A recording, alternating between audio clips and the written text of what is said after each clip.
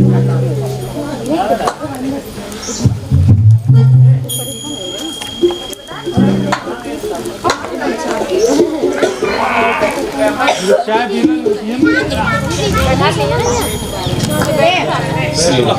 एक किसी का खोले रुपए के ले लो है लगा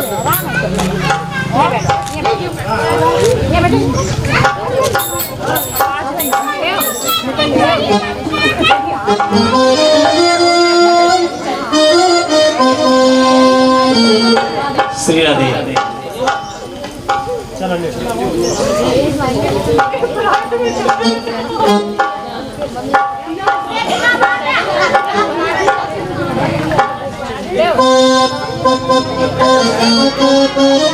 श्री राधे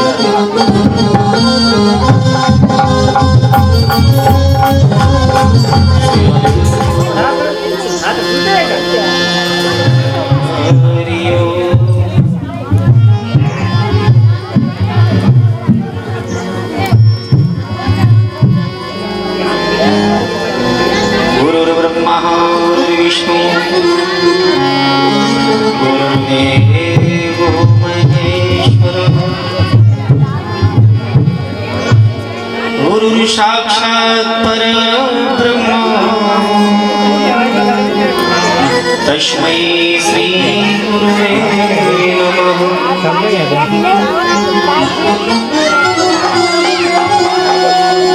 नारायणं नमस्कृत्यं नरं चैव नरोत्तमं देवीं सरस्वतीं व्यासं ततो जयमुदीरयेत्।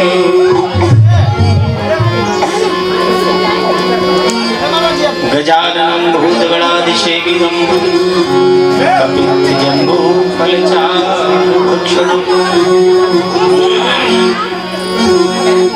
उमासुतं शोकविनाशकारकं नमामि विघ्नेश्वरपादपङ्कजम्।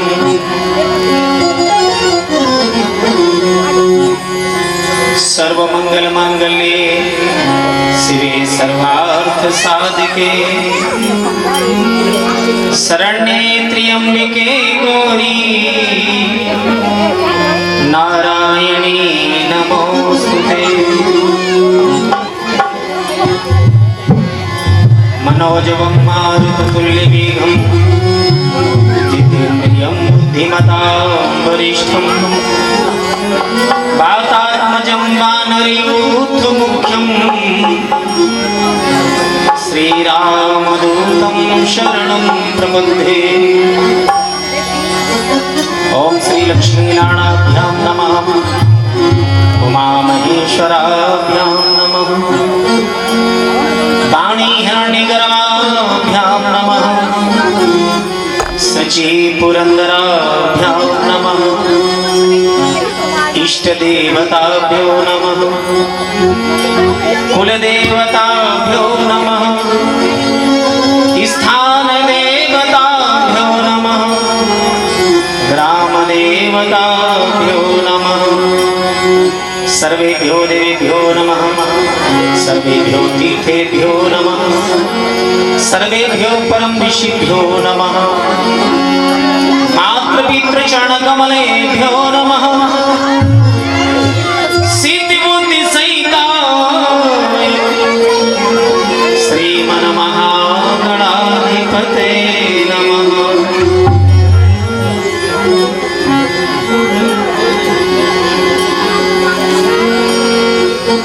बीत गया बचपन खेल खेल में न जाने कब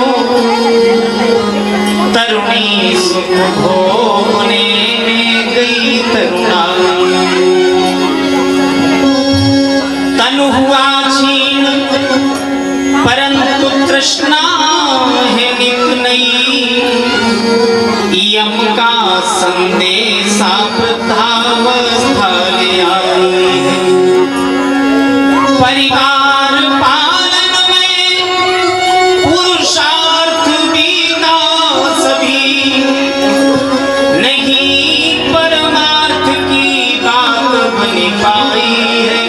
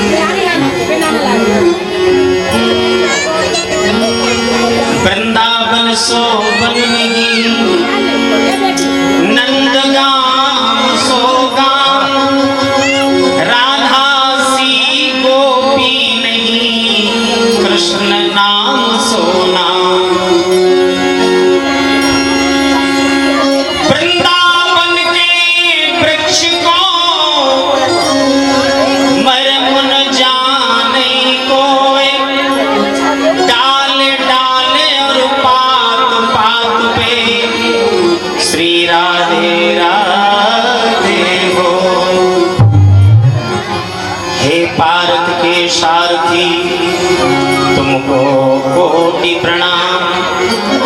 मेरे भी मन की कहो छूटी हुई लगा।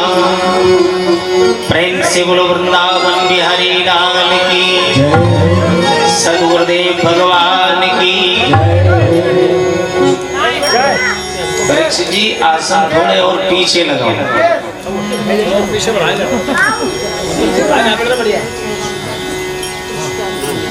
हाँ, मुख्य श्रोता है, हमारी दृष्टि से दृष्टि मिलनी चाहिए।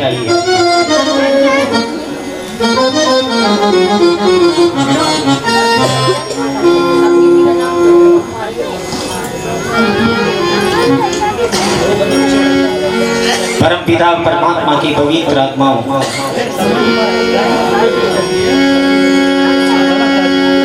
भगवत स्वरूप श्रोतागण,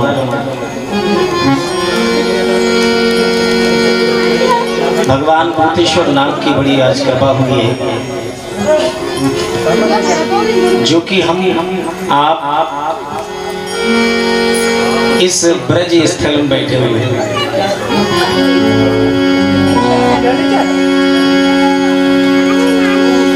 यानी भगवान की कथा का आप लोग 7 दिन तक आनंद लेंगे। बड़े भाग्य से ऐसे अवसर प्राप्त होते हैं। जन्मांतरे भवेत् पुण्यम तदा भागवते लभेत्। जन्म जन्मांतर के जब पुण्य एकत्र होते हैं तो कहीं भगवत चर्चा श्रवण करने को मिलती है। गोस्वामी जी के शब्दों में शुद्धदारा और लक्ष्मी पापियों के घर हुए और संत दरस और हरि कथा तुलसी दुर्लभ हुए। पुत्र पौत्रादि धन संपत्ति ये साधन तो पापियों को भी प्राप्त हो जाते हैं, लेकिन ये अप्राप्य साधन है। संत विद्वानों के दर्शन और हरि चर्चा। गोस्वामी जी के ही शब्दों में, बिनो सत्संग विवेक न होई, राम कृपा बिनु सुलभ न सोई।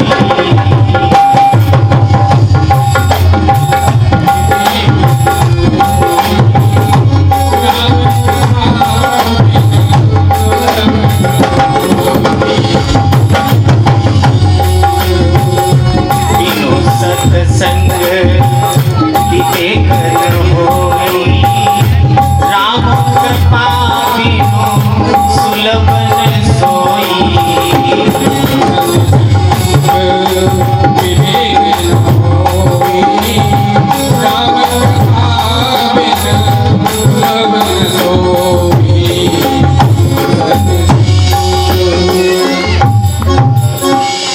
बिनु सत्संग विवेक न होई।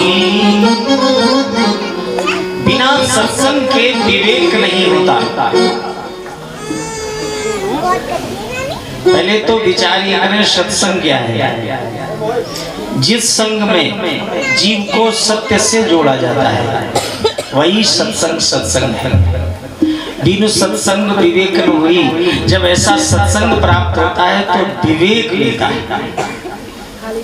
विवेक माने परीक्षित जी क्या है? परीक्षित जी ध्यान मग्न है क्या? विवेक माने, वैसे तो रामचरितमानस में भी लिखा गया विवेक माने ज्ञान, लेकिन विवेक माने ज्ञान नहीं हो सकता। पुस्तक से पढ़े हुए ज्ञान को ज्ञान कह सकते हैं, लेकिन विवेक नहीं कह सकते। विवेक वो ज्ञान है जो कि जीवन में धारण किया गया है, जिसे कहते हैं अनुभव। तो सत्संग से अनुभव प्राप्त होता है। बिनु सत्संग विवेक न होई और राम कृपा बिनु सुलभ न सोई। वो सत्संग तभी प्राप्त होता है जब परमात्मा की कृपा होती है। वैसे तो हम करा लेते हैं, है परीक्षित जी, करा लेते हैं। ये मिथ्या अहंकार है, हम ये करवाएंगे, अरे बहुत बड़ा यज्ञ करवाएंगे हम। कौन करवाएंगे?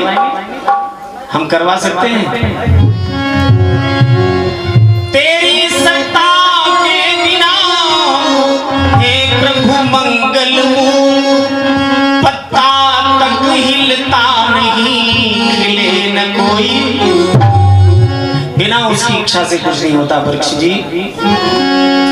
कहने का मतलब आज बड़ी कृपा हुई है उस परमात्मा की। ये जो समय प्राप्त हुआ है, आज शुभारंभ है और जिस दिन शुभारंभ होता है तैयारी में ही समय निकल जाता है। जो भी समय प्राप्त हुआ है उसमें प्रभु का गुणानुवाद गाएं। राधा भक्ति है, बिना भक्ति के भगवान प्रसन्न नहीं होता। भाई राधा जी का गुणानुवाद गाएं सभी ताली बजा करके। उसके उपरांत श्रीमद् भागवत की महात्म की कथा में प्रवेश करेंगे। झांकियां तेरे महल की कर रहे सब देवगण, समय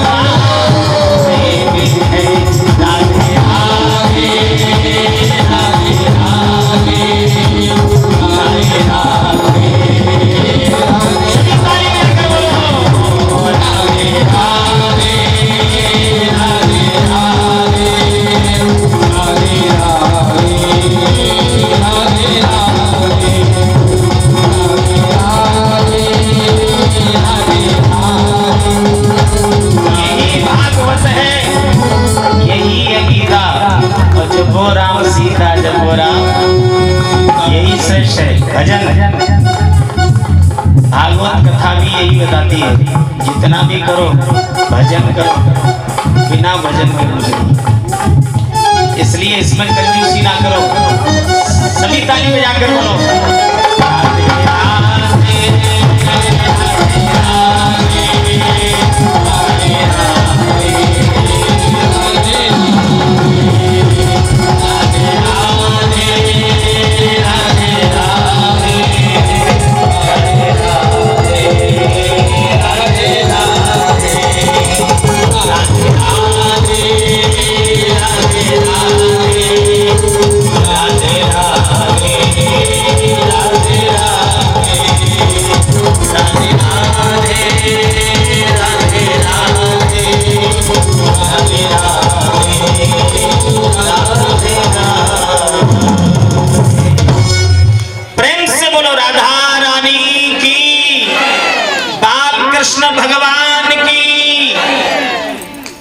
आज पहला दिन है।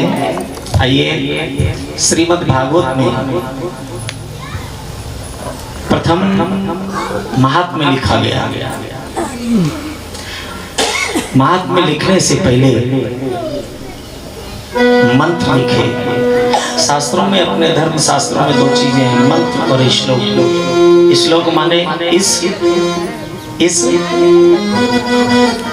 श्लोक में अगर जीना चाहते हो तो श्लोक धारण करो, और परलोक सुधारना चाहते हो तो मंत्र धारण करो।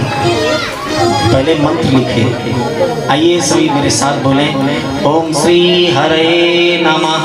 ओम श्री हरे नमः। ओम श्रीमन् महागणाधिपतये नमः। ओम श्रीमन् महागणाधिपतये नमः। ओम श्री सरस्वत्यै नमः। ओम श्री सरस्वती नमः। ओम नमो भगवते वासुदेवाय। ओम नमो भगवते वासुदेवाय। इसके उपरांत भगवान कृष्ण की श्लोक में वंदना की। बड़ा ही सुंदर शब्द है वंदना के। सच्चिदानंद रूपाय विश्वोत्पत्त्यादि हेतवे तापत्रय विनाशाय श्री कृष्णाय वयं नमः। सच्चिदानंद रूपाय, पहले परमात्मा के स्वरूप का गान किया। उसका स्वरूप कैसा है? बोले सच्चिदानंद रूपाय, सच्चिदानंद स्वरूप। विश्वोत्पत्त्यादि हेतवे, वो विश्व की उत्पत्ति का कारण है, ताप और लय का कारण है। मैं उस आनंद कंद माधव मुकुंद यशोदा नंद नंदन कन्हैया की वंदना करता हूँ।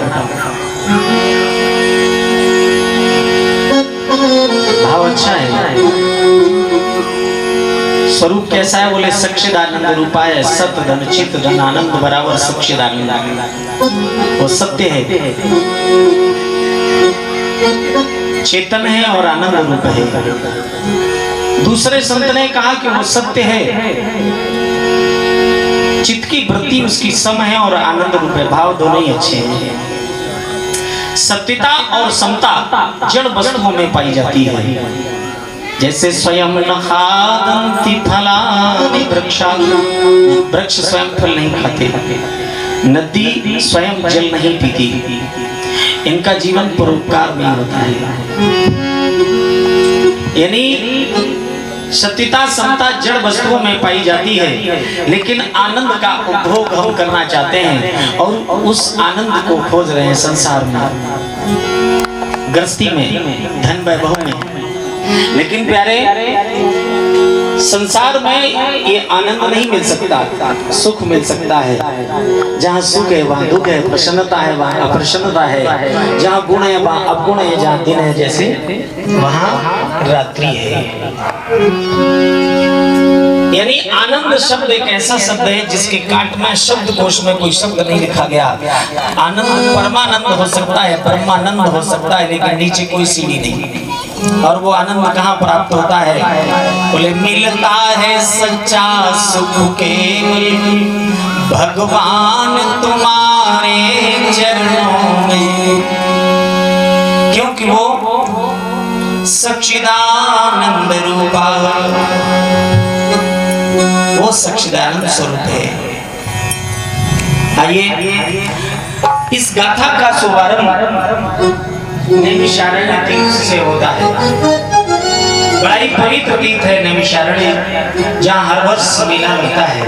संत आते हैं, विद्वान आते हैं, हरी चर्चा होती है। एक संत ने तो इस प्रकार लिखा कि केवल मनुष्य तन धारी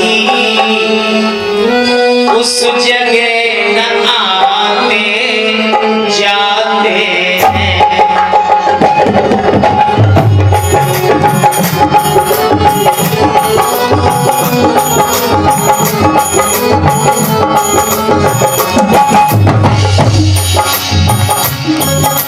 केवल मनुष्य तन धारी उस जगह न आते जाते हैं। देवता आदि छोटे छोटे सत्संग कला आते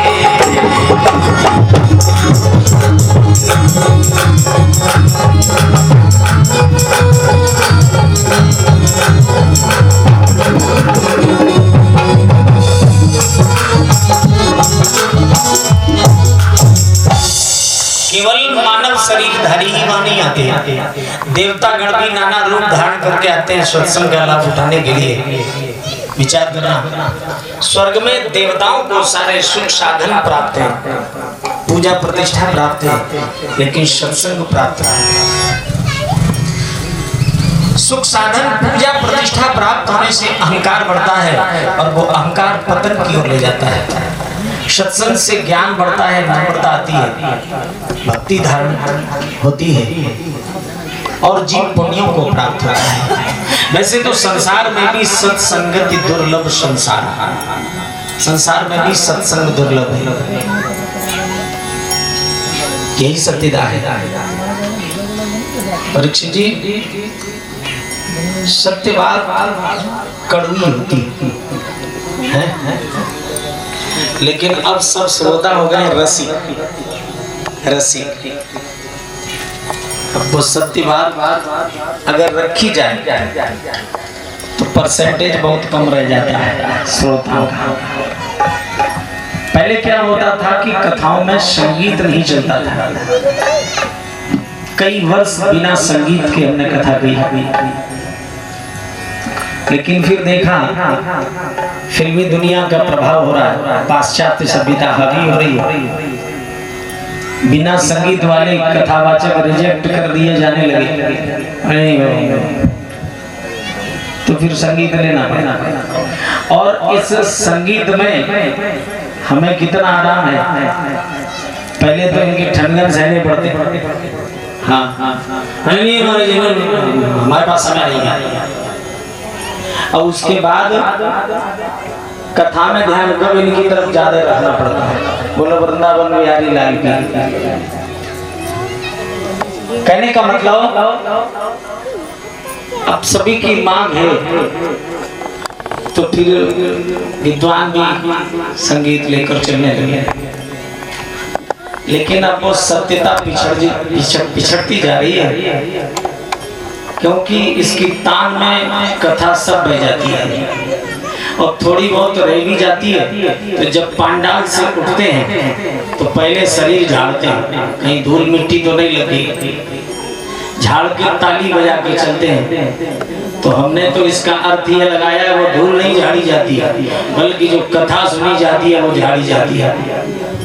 महाराज हमने सुनी थी वो यहीं कहीं छोड़ के जा रहे हैं। बोलो सतगुरुदेव भगवान की। सत्संगति दुर्लभ संसार, लेकिन अब भगवान की बड़ी कृपा है, ग्रहे ग्रहे जने जने, घर घर में जन जन के यहाँ सत्संग हो रहा है। इसी सत्संग के निमित्त भागवतकार ने लिखा, श्री सूजी महाराज नैमिषारण्य में पधारे। नैमिषे सूतमासीनं विवाद्य महावतीं कथामृत रस स्वाद कुशला सौनको प्रवीत। सौनकाद ऋषियों ने श्री सूजी महाराज से प्रार्थना की, महाराज आप हमें कथा सुनाए। और कथा साधारण नहीं, अज्ञान ध्वांत विध्वंस कोटि सूर्य समप्रभा सूताख्याय कथा सारम मम कर्ण रसायन। ऐसी कथा हो जो अज्ञान रूपी अंधकार को दूर करने के लिए, जिसमें करोड़ों सूर्य के समान प्रकाश हो। महाराज कथा ऐसी सुनाओ जो सुनकर कानों को सुख प्राप्त हो। कलियुग आ गया है, ये घोरे कलौ प्राप्त जीवश्चाम सुरताम गताम क्लेश क्लांतस्य तस्यैव शोधने किं परायण। महाराज सभी जीव अशुभ गति को प्राप्त हो चुके हैं, कलियुग का आगे और प्रभाव बढ़ेगा। हर जीवन में क्लेश है, अतः ऐसी कथा सुनाओ जो सभी का क्लेश और अज्ञान दूर हो। फिर बोले हाथ जोड़ करियो प्रभु ऐसी गाथा बतलाए।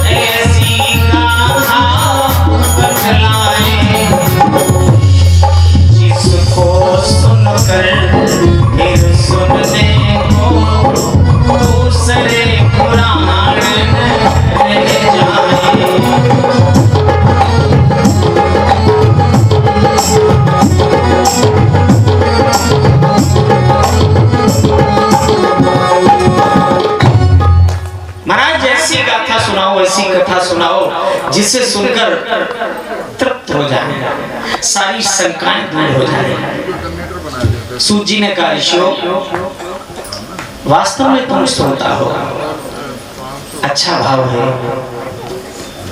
और कथा श्रवण करने को उसी को मिलती है। गूढ़ तत्व न साधु दुरावे, गुड़ से भी गुड़ तत्व शब्द विद्वान छुपाते नहीं, लेकिन प्राप्त नहीं को होता है आरत अधिकारी जी। जो आरत होते हैं और अधिकारी होते हैं, तुम अधिकारी हो। मैं तुम्हें श्रीमद् भागवत कथा सुना रहा हूँ। नाम भी अच्छा है, श्री कहते हैं माया को, मत कहते अहंकार। माया के अहंकार को दूर करती है। जो भा माने भक्ति, गा माने ज्ञान, बा माने वैराग्य, ता माने तरन। भक्ति प्राप्त कराती है, ज्ञान प्राप्त कराती है, और जब ज्ञान प्राप्त होता है तो वैराग्य आता है। परीक्षित जी,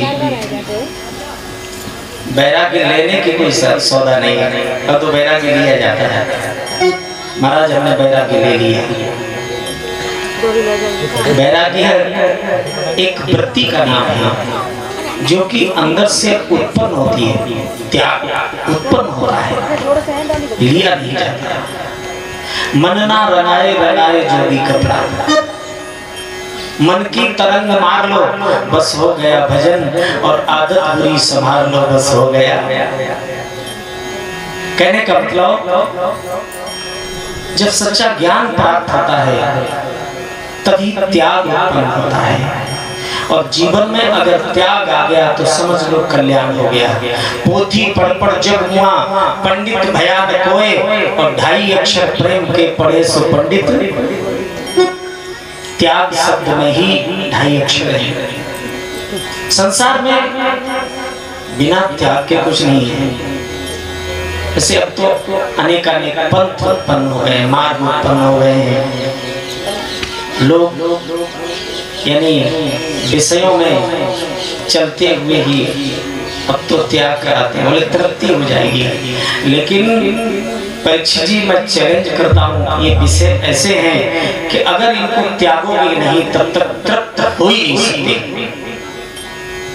भले ही बुढ़ापा आ जाए, इंद्रियां शिथिल हो जाएं, लेकिन इन विषयों से विरक्ति नहीं हो सकती जब तक आपके अंदर त्याग उत्पन्न नहीं होगा। बोलो सर्वदेव भगवान की। कहने का मतलब भागवत जी से ज्ञान प्राप्त होता है, और ज्ञान से ही वैराग्य और मुक्ति का मार्ग बनता है। गीता में भगवान कृष्ण ने कहा, नहीं ज्ञानेन सदृशं पवित्र में विद्यते, ज्ञान के समान कुछ भी पवित्र नहीं है। और रीते ज्ञानान मुक्ति, ज्ञान के बिना मुक्ति भी नहीं है। पक्षी जी, आपको ज्ञान नहीं है, हमें ज्ञान नहीं है। परमात्मा सामने खड़ा रहता है, वो खड़ा रहता है, क्या हम पहचान लेते हैं? अरे मेरे पास स्वयं की पहचान नहीं है, परमात्मा की पहचान हम क्या करेंगे? इतना ज्ञान उत्पन्न करो, इतने ज्ञानी बनो जो कि पहले हम स्वयं को पहचान लें। ज्ञान ही मुक्ति की ओर ले जाएगा। अपनी बात पर आ जाएं। सूत जी कहते हैं कि ये वो कथा है जब राजा परीक्षित को श्राप लगा, गंगा के किनारे पहुंचे, सुखदेव भगवान पधारे, श्रीमद् भागवत कथा श्रवण कराने जा रहे थे। उसी समय देवतागण अमृत का कलश लेकर आए और प्रार्थना करने लगे, एवं विनिमय जाते सुधारा ज्ञापीयतां श्यामो वयं सर्वे श्रीमद् भागवतामृतम्। देवतागण प्रार्थना करते, महाराज हम ये अमृत लेकर आए हैं। राजा परीक्षित को भय लगा है कि हम मर जाएंगे, ये अमृत राजा परीक्षित को पिला दो, ये अमर हो जाएंगे। लेकिन मेरा मनोरथ है कि श्रीमद् भागवत कथा हमें आप सुनाएं। सुखदेव भगवान हंसे, देवताओं का ये स्वार्थ देख के, और विचार किया, को सुधा को कथा लोके को कांचा को मणिर महा ब्रह्मरातो विचारति तदा देवांच हासत। को सुधा कहाँ, ये अमृत तुच्छ कांच के समान, कहाँ श्रीमद् भागवत कथा अमूल्य मणि के समान। ये विचार कर सुखदेव भगवान से और राजा परीक्षित से पूछा, राजा तुम क्या चाहते हो? अमृत पान करना चाहते हो या कथामृत पान करना चाहते हो? अमर होना चाहते हो या मोक्ष पाना चाहते हो? परीक्षित जी, क्या चाहते हैं हम लोग? अमर होना चाहते हैं, मोक्ष पाना चाहते हैं? मोक्ष यहाँ बैठे हो पीले कपड़ा पहने इसलिए, नहीं तो जीवन भर अमरता के ही साधन जुटाए जाते हैं। मकान, बंद मकान, सुरक्षा की दृष्टि से, लाइसेंस, शैडो, ये सब क्या है? डॉक्टर, कोई जमाना था कि हम लोग डॉक्टर को देख के घबराते थे, लेकिन अब फैमिली डॉक्टर है साहब, फैमिली। यानी सारे साधन अमर होने के, लेकिन विचार करिए क्या अमरता अच्छी है? एक कवि ने बड़ा सुंदर लिखा कि मरने में जिंदगी है, मरना मरना नहीं, मरने के बाद ही नया जीवन प्राप्त होता है। विचार करिए, मरने के बाद 5 तत्वों में मिल जाते हैं। आत्मा परमात्मा से थी, अगर पवित्र आत्मा है, कर्म बंधन से मुक्त है, तो परमात्मा को प्राप्त होती है। और कर्म बंधन में बंधी हुई तो दूसरा जन्म मिल जाता है। परीक्षित जी मरा कौन? ये पंचभौतिक शरीर जीवात्मा का वस्त्र है। जिस तरह से वस्त्र पुराना होने पर हम बदल देते हैं, नवीन धारण कर लेते हैं, इसी तरह जीवात्मा एक शरीर त्याग करके दूसरा शरीर धारण कर लेती है। ये मिथ्या हमारा मुंह बोलता है कि हम मर जाएंगे। मरने में जिंदगी है, ये राज हमने जाना।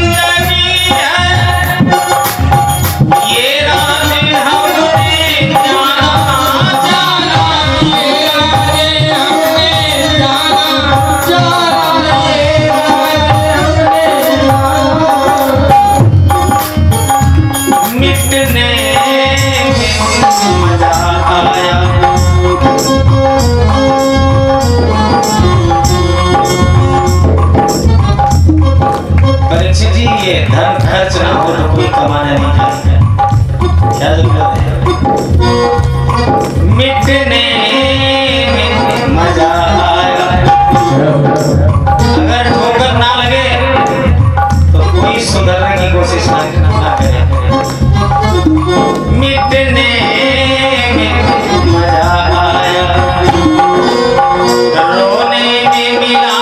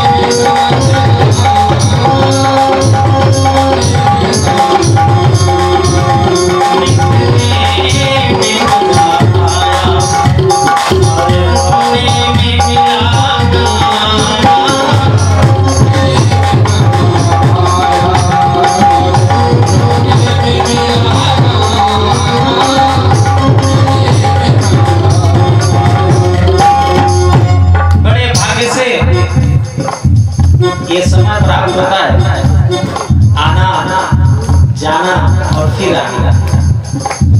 और ये प्रकृति का नियम है, कुछ भी नहीं अजूबा,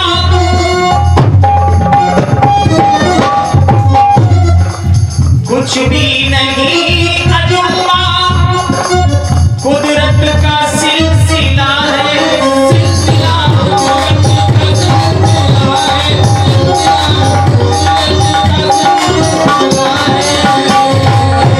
ये तो कुदरत का नियम है। जन्म लेना होगा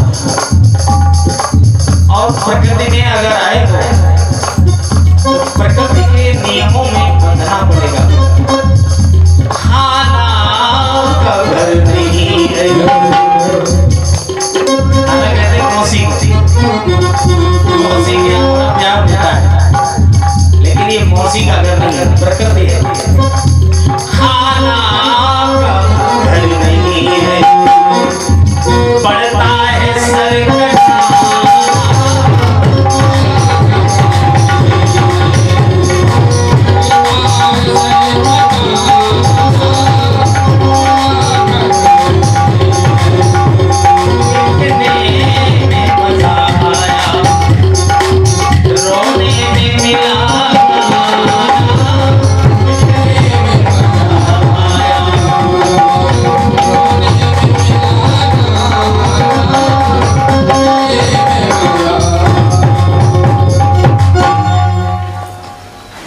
प्रकृति में आए हो तो यहाँ के नियमों में बंधना पड़ेगा।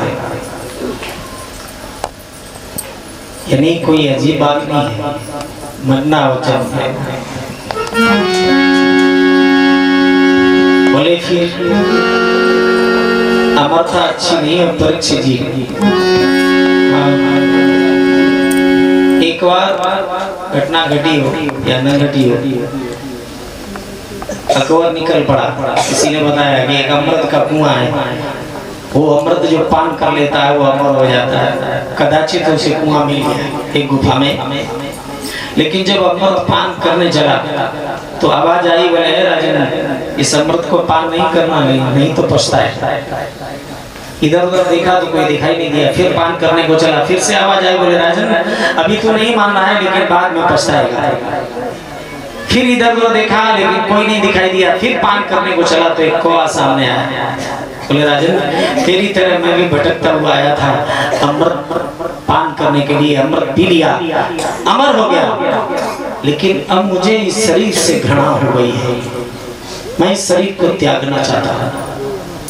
मरने के लिए मैंने अपनी चोंच को पत्थर से घिसा, भोजन करने को तबाह हो गया लेकिन मरा नहीं।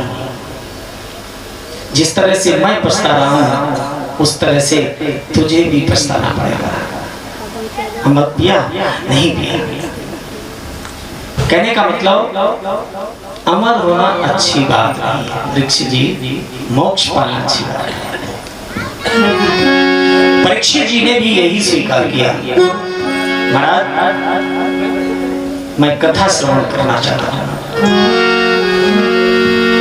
सुखदेव भगवान ने कहा, अवक्त जानकर देवताओं को वापस कर दिया। परीक्षित जी को कथा सुनकर के जब मोक्ष मिला तो सभी साधनों को स्वर्ग में देवताओं ने तराजू पर रखकर तोला तो श्रीमद् भागवत साधन सबसे भारी था। ऐसी है श्रीमद् भागवत कथा, सप्ताह श्रवणन्नेवो सर्वथा मुक्तिदायकम् सनकादि पुरा प्रोक्तम् नारदाय दया परे। सप्ताह श्रवण करने वाले को मुक्ति प्राप्त होती है, लेकिन ये कथा प्रथम सनकादिक ऋषियों ने देवर्षि नारद को श्रवण कराई थी। सनकादिक ऋषियों ने कहा, महाराज ये कहाँ संगम हुआ, विस्तार से कथा श्रवण कराएं। सूत जी ने कहा, एक बार बड़ा ही सुंदर वृत्तांत है ये, भक्ति को पुष्टि देने वाला। सीताराम सीताराम यहाँ चढ़वा दो, बाद में मिलेंगे। हाँ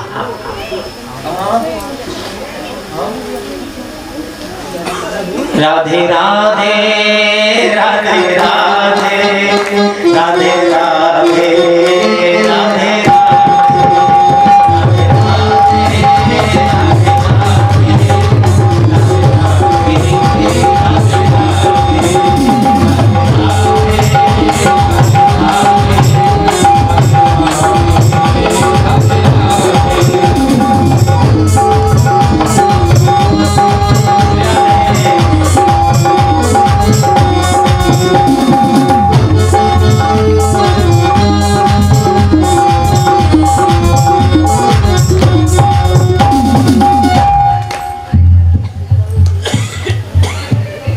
के प्रथम परीक्षित हैं हमारे जिजाई। हाँ शिष्य भी हैं भाई, बड़ा त्याग किया, आज दिन तक जो वचन दिया था धारण किए हुए हैं, बड़ा अच्छी बात है। बोलो सर्वदेव भगवान की। आसन ग्रहण कर लो, बैठ जाए। बोलो सर्वदेव भगवान की। भक्ति को पुष्टि देने वाली बड़ा ही आनंद की कथा है ये। सूत जी ने कहा एक बार देवर्षि नारद भ्रमण करते हुए बद्रिक आश्रम पर सनकादिक ऋषियों को प्राप्त हुए। सनक सनंदन सनातन सनत कुमार ब्रह्मा जी के नैष्ठिक पुत्र। लेकिन नारद जी दीन मलिन दुखी बैठे हुए थे। सनकादिक ऋषियों से रामा कृष्णा हुई। सनकादिक ऋषियों ने पूछा देवर्षि ऐसा मालूम पड़ता है जैसे कि किसी की मूल्यवान वस्तु खो जाती है और खोने पर वो दुखी होता है, यही हालत तुम्हारी है, ये दशा तुम्हारी कैसे है? तो नारद जी कहने लगे महाराज आप जानते हैं कि मैं प्रभु का गुणागान गाता हुआ तीनों लोकों में भ्रमण करता हूँ। मैं भूलोक में आया, ज्यादा नहीं 10 मिनट और ले लो, आरती प्रसाद लेके जाओ। मैं तो देर इसलिए कर रहा, देर शुरू में तो कुछ हाँ थोड़ा समय दे। बोलो सद्गुरुदेव भगवान की। लेकिन मैं भ्रमण करता हुआ जब चला तो देखा सत्यम नास्ति तपा शौचम तया दानम न विद्यते। कोई सत्य नहीं बोलता, बात बात में लोग झूठ बोलते हैं। कहीं जा रहे पूछो कहाँ जा रहे, कहते कहीं नहीं जा रहे जबकि जा रहे। भोजन कर रहे पूछो क्या कर रहे, बोले कुछ नहीं कर रहे जबकि भोजन कर रहे। बात बात पे लोग झूठ बोलते हैं। तप नहीं, पवित्रता नहीं। सत्यम नास्ति तपा शौचम दया दानम न विद्यते। दया नहीं, दान नहीं, मात्र सभी उदर भरण पोषण में लगे हुए हैं। महाराज ये सब देखता हुआ जहां मैंने धर्मशाला देखी, यज्ञशाला देखी, मां एक और शाला देखी, मधुशाला। कोई समय था कि वृंदावन में एक भी शराब का ठेका नहीं था, लेकिन अब जितने वृंदावन में हैं उतने कहीं नहीं। बोलो सद्गुरुदेव भगवान की। ये सब देखता हुआ मैं वृंदावन में पहुंचा तो मैंने देखा कि एक तरुण स्त्री रो रही है। 2 बूढ़े पुरुष उसके पास ही सो रहे हैं। बहुत सी स्त्रियां उस पर पंखा डाली है, सांत्वना दे रही है। तरुणी के सुंदर रसिक नयन मन ही मन व्यथा रो रहे थे। 2 बूढ़े पुरुष बेखबरी से उसके ही पास सो रहे थे।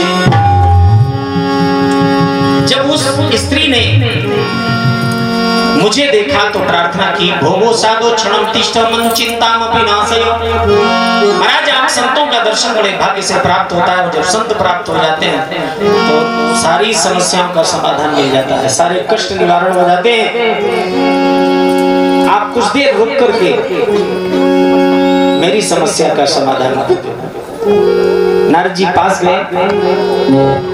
नारद जी ने पूछा देवी तुम कौन हो, ये पुरुष कौन है, ये स्त्रियां कौन है? उसने कहा महाराज आप मुझे साधारण स्त्री समझ रहे होंगे, लेकिन मैं साधारण नहीं, मैं भक्ति हूँ। ये स्त्रियां भगवान ने हमारी सेवा के लिए भेजी है। ये हमारे पुत्र हैं ज्ञान और वैराग्य जो सो रहे हैं। महाराज बात है मरने की, लज्जा की खास निशानी है। पेटों पर उधर बुढ़ापा है, मैया पर इधर जवानी है। क्या है महाराज, मैं तरुण हूँ, ये हमारे पुत्र दोनों वृद्ध सो रहे हैं, ये मेरे रोने का कारण है। नारद जी सुन रहे हैं। भक्ति कहती महाराज उत्पन्ना द्रविणे साहम वृद्धि कर्नाटक द्रविण देश में हम उत्पन्न हुए, कर्नाटक में हमारी वृद्धि हुई और धीरे धीरे महाराष्ट्र में हम तीनों ही वृद्ध हो गए। फिर पृथ्वी पर तीर्थों में भटकते रहे, लेकिन जब वृंदावन में आए तो हमारी तो वृद्धावस्था दूर हो गई, लेकिन हमारे दोनों पुत्र वृद्ध सोए हुए हैं। धन्य है वृंदावन जहाँ की भक्ति नृत्य करती है। अगर रिक्शे वाला भी साइड मांगता है तो वो भी कहता है राधे राधे राधे। श्री वृंदावन धाम अपार घटे जा रहा है। कहने का मतलब नारद जी ने गीता वेद के श्लोक बोलने आरंभ किए, जिससे कि दोनों जागे, उठाकर बिठाया। लेकिन जब गीता वेद के श्लोक बोलने बंद किए तो वो दोनों पुनः सो गए। फिर जगाते रहे हैं, ज्ञान उठो वैराग्य उठो, लेकिन नहीं जागे। उसी समय आकाशवाणी हुई, एतदर्थु सत्कर्म सुरसे तुम समाचर। किसी सत्कर्म का आरंभ करो। इसका उपदेश कोई संतों के भूषण संत करेंगे। नारद जी ने सांत्वना दी, देवी कुछ दिन यहीं ठहरो, मैं औषधि लेकर अवश्य वापस आऊंगा। नारद जी वहां से चल दिए। संतों से पूछते हैं भक्ति का कष्ट निवारण कैसे होगा, ज्ञान वैराग्य की वृद्धावस्था दूर कैसे होगी। जिस संत ने जिस मार्ग का अनुसरण किया है वो उपदेश करता है, लेकिन नारद जी संतुष्ट नहीं हुए। अंत में विचार आया कि मैं ही तप करके प्रभु को प्राप्त करूंगा। जब प्रभु दर्शन देंगे तो उनसे पूछूंगा कि भक्ति का कष्ट निवारण कैसे होगा। नारद जी कहते हैं संकादिक ऋषियों से महाराज इसी विचार से मैं यहाँ आया था, आप प्राप्त हो गए, आप बताएं भक्ति का कष्ट निवारण कैसे होगा। संकादिक ऋषियों ने कहा श्रीमद् भागवत का अनुष्ठान रखो। बोले महाराज ये शुभ कार्य आपके ही द्वारा संपन्न हो। गंगा के आनंद नाम के तट पर पहुंचे संकादिक ऋषि, भक्ति का आह्वान हुआ, भक्ति ज्ञान वैराग्य पुत्रों को लेकर पहुंची, श्रीमद् भागवत कथा श्रवण कराई, जिससे कि ज्ञान वैराग्य की वृद्धावस्था दूर हुई, भक्ति का कष्ट निवारण हुआ। बोलो कृष्ण भगवान की, श्रीमद् भागवत भगवान की। ऐसी है श्रीमद् भागवत कथा। आगे गोकर्ण धुंधकारी की कथा, सप्ताह श्रवण विधि। वेद व्यास जी ने श्रीमद् भागवत क्यों लिखी ये कथा, बड़ा ही सुंदर सुंदर आगे कथाएं हैं। आप लोग अधिक से अधिक समय लेकर कथा का आनंद लें और आपका समय रहेगा 1 से 5। ये रखा है तो इस समय में आप लोग अधिक संख्या में पधारेंगे और कथा का आनंद लेंगे। प्रातः 7 से 10 पूजन पाठ यज्ञ का समय, और ये विष्णु यज्ञ है। विष्णु यज्ञ का 108 परिक्रमा का विधान होता है। जो परिक्रमा माताएं बहनें पुरुष करना चाहते हैं वो सुबह 4 से 6 के बीच में करें या 7 तक करें। अब तो पहले हम कहा करते थे वही दिल्ली में लोग बहुत लेट सोते हैं, बहुत लेट जागते हैं, लेकिन अब तो हर जगह दिल्ली है। बोलो गोविंद। एक बात और बता दें, एक फोन करना था बाहर, तो सारे दिन हमने चक्कर लगाए पीसीओ पर, और समय पहले की आदत तो मोबाइल है, तो चक्कर लगाए। शाम के 10 बजे, रात में 10 बजे भी गए, लेकिन वो फोन कनेक्ट नहीं हुआ। पीसीओ वाला बोला महाराज सुबह आना 4-5 बजे कनेक्ट हो जाएगा। 4-5 बजे पहुंचे तो वो कनेक्ट हो गया, बात हो गई। जब बात हो गई तो हमें चेतना आई। देखिए जैसे फोन कनेक्ट हो गया 4-5 बजे, ऐसे परमात्मा से भी कनेक्टिविटी हो सकती है अगर 4-5 बजे जगोगे और भजन करोगे। बोलो गोविंद भगवान की। हाँ, इसमें अगर सुधार हो जाए तो ज्यादा अच्छा है। जी हैं ये आपका समय है, समय से आप लोग पधारें और कथा का आनंद लें। राधे राधे राधे राधे राधे राधे राधे राधे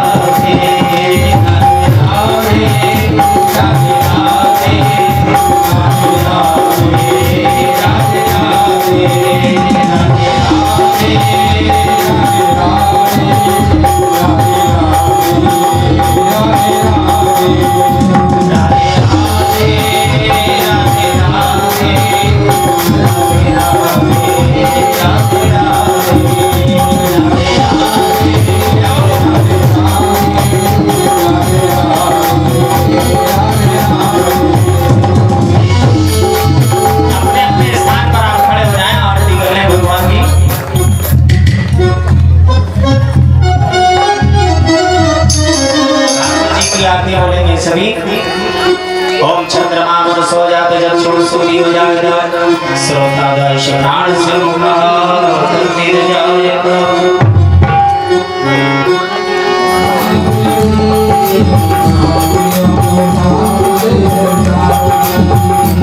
ये अमर ग्रंथ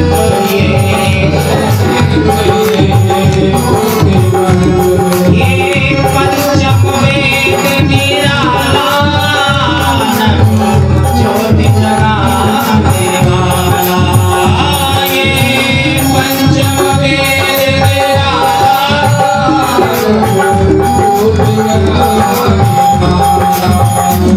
हरि नाम यही हरि नाम यही हरि नाम यही जग के मंगल की आरती पापियों से आरती जग के मंगल की आरती पापियों से भागवत भगवान की है आरती पापियों से आरती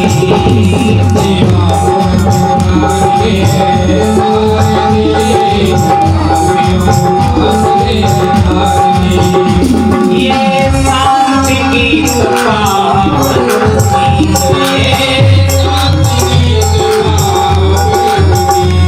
पापों को मिटाने वाला तरस कराने वाला पापों को मिटाने वाला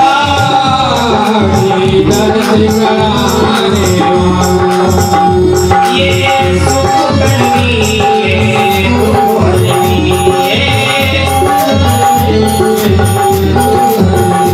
श्री मधुसूदन की आरती पापियों से आरती मधुसूदन